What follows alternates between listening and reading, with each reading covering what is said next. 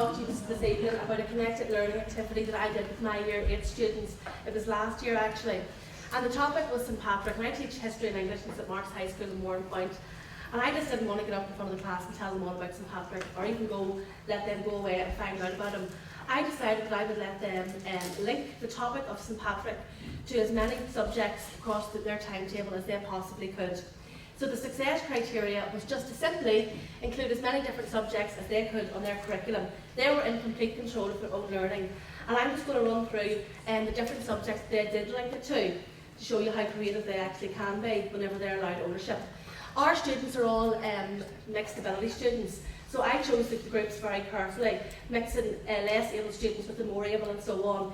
It was done over 4 lessons, and they had homework time, after school time, whatever, but they had to go away and do a presentation and a collage of images of how they used all the different subjects on the timetable. This is what they came up with.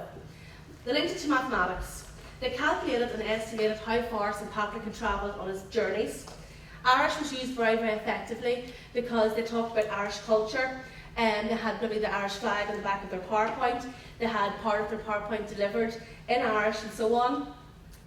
Geography was used really effectively here because they had just completed a map skills project in geography, and they were able to transfer the skills they acquired in one subject and bring them into the English classroom. And many students said to me, "Miss, we never thought we'd ever use that again."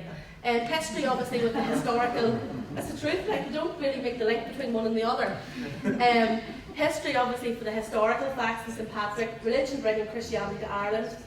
English, I was able to assess them speaking and listening. They had to obviously have their PowerPoint, and I think had to be spelled correctly, and the new vocabulary had to be used as well. Music was used very effectively in this because they had music playing in the background. They even had the class singing some Irish music. Irish jigs were played at the end. And obviously ICT was linked in as well because they had it presented through PowerPoint. And one group in particular used this Prezi.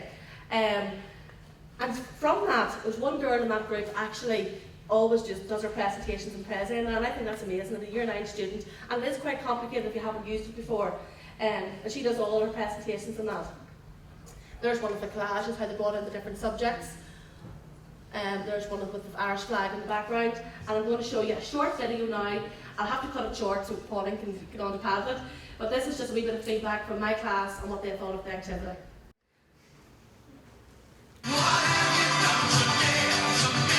Yes, because we learned lots of other different subjects within one subject, such as Irish, putting in Irish phrases associated with St Patrick, history, the story of St Patrick, geography, map skills of where he had walked, and we had already completed a map skills unit in geography, so we were able to transfer our skills into English.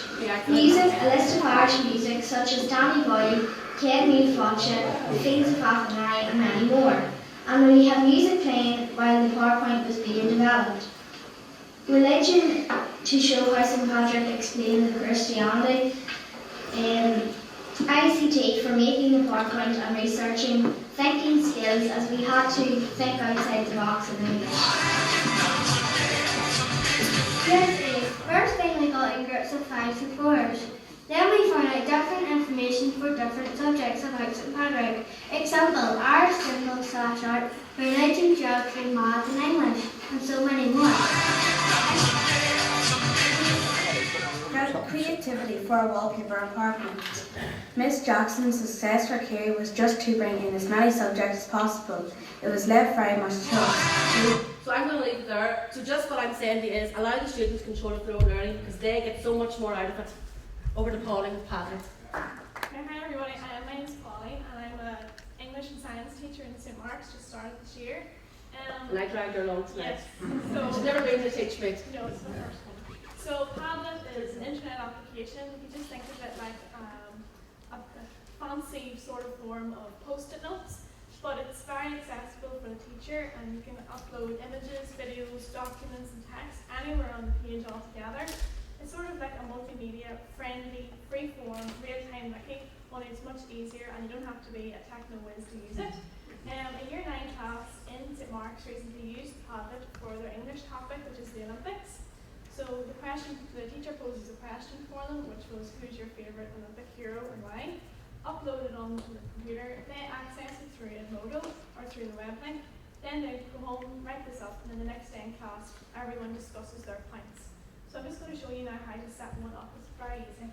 So the first thing you want to do is you want to access it online by using Google or typing in padlet.com, and you'll see this page.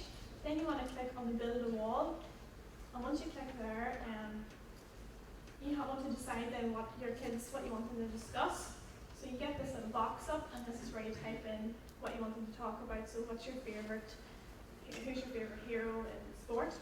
Then you want to give it a title and a description. So your title is sports, who's your favourite player and why. Step 5 then, you want to share your link to the class via Edmodo or through home, the web link. Then as the teacher, it's a safe environment. You have control, so if anyone puts anything up there that you feel is inappropriate, you can delete that. Then you get this wall up that you've created, and this is where the kids post their wee online post-it notes of their answers. And we've got 2 examples here from the history department and also the English. For history, they had to decide which they thought was more important, the Munich air crash or the Irish famine. And then we also had the Olympics one that I was referencing, where they had to put up their Olympic heroes. And you see these little boxes on the screen, and it might look a wee bit clustered at first, but you have control and you can move those about.